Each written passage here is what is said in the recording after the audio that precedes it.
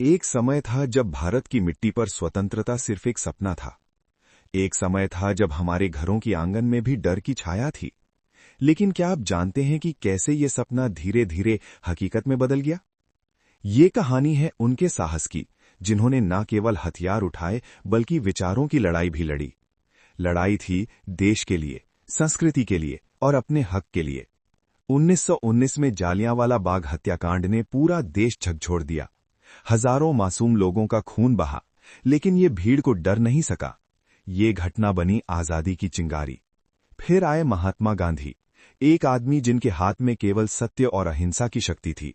लेकिन सोचिए, क्या सच और अहिंसा भी हजारों सैनिकों और बंदूकें भरी सेना का सामना कर सकती है? 1917 से लेकर 1930 तक किसानों की लड़ाई, नमक की चुप्पी और भारतीयों की जुझारूपन, हर कदम ने ब्रिटिश साम्राज्य को हिला दिया। ये सिर्फ विरोध नहीं, ये साहस और अडिग विश्वास की कहानी थी।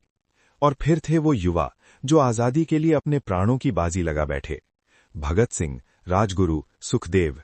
उन्होंने केवल जीवन नहीं बल्कि अपनी कहानी अमर कर दी। क्या आप कल्पना कर सकते हैं कि 23 साल की उम्र में ही देश की आजादी के लिए कैसे अपने प्राण न्यौछावर किए? 1942 भारत छोड़ो आंदोलन। ये केवल नारे नहीं थे, ये पूरे देश की आवाज थी।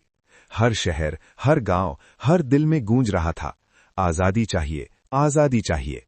और आखिरकार 15 अगस्त 1947, वो पल जब भारत ने अपने बंधनों को तोड़ा।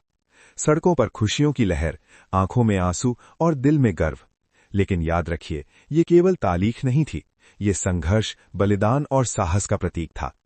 आजादी का मतलब सिर्फ आजाद होना नहीं है, ये उन अनगिनत जिंदगियों की कहानी है जिन्होंने अपने प्राणों और सपनों की कीमत चुकाई। और यही हमें हमेशा याद रखना